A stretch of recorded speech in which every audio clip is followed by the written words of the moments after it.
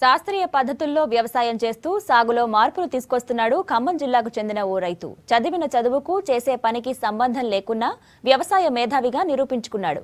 విత్తనాల తయారీలో రకరకాల ప్రయోగాలు చేస్తూ 30 రకాల వరి వంగడాలు తయారు చేశాడు.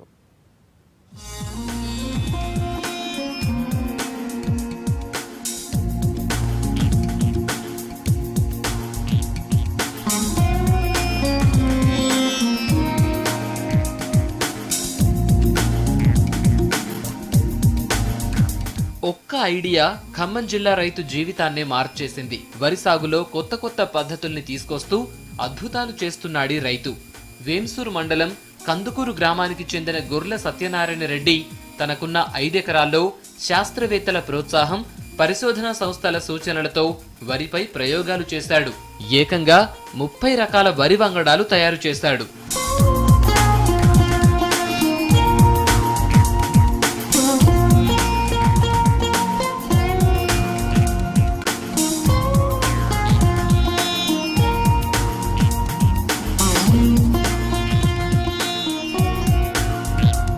సత్యనారాయణ రెడ్డి తయారు చేసిన వరి వంగడాలకు మన రాష్ట్రంతో పాటు ఏపీలోనూ ఫుల్ డిమాండ్ ఉంది. వ్యవసాయ రంగంలో వస్తున్న మార్పులకు అనుకూలంగా వరి విత్తనాలు తయారు చేస్తూ ఉండటంతో ఫుల్ డిమాండ్ ఉంటోంది ఈ విత్తనాలకు.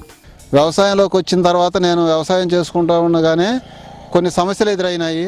ఈ సమస్యలను ఎదుర్కోవడానికి శాస్త్రవేత్తల దగ్గరికి వెళ్ళి ఏమిటి తెగుళ్ళు, పురుగులు అని అంటే వాళ్ళు సలహాలు చెప్పేవారు. సమస్యలతో పాటుగా విత్తనాన్ని ఎలా సృష్టిస్తారు అనేది దాని గురించి తెలుసుకోవడం జరిగింది. ఆ తర్వాత పరిశోధన రంగంలోకి రావడం జరిగింది. 96లో ఒక కొత్త వంగడాన్ని తీయడం జరిగింది.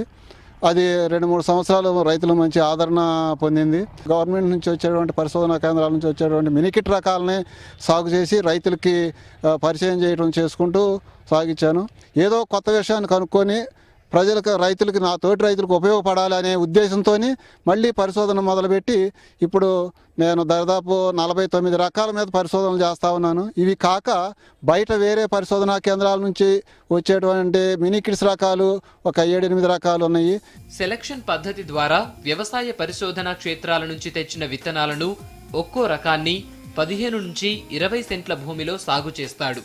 ఈ పంట సాగులోనే ఎలాంటి రోగం, తెగుళ్లు లేని మంచి గుణాలు కలిగిన మొక్కలను ఎంపిక చేసి అధిక దిగుబడి ఇచ్చే నాణ్యమైన విత్తనాలను ఉత్పత్తి చేస్తున్నాడు. గతేడాది MTU 1001 అనే విత్తనాన్ని ఉత్పత్తి చేశాడు సత్యనారాయణ రెడ్డి.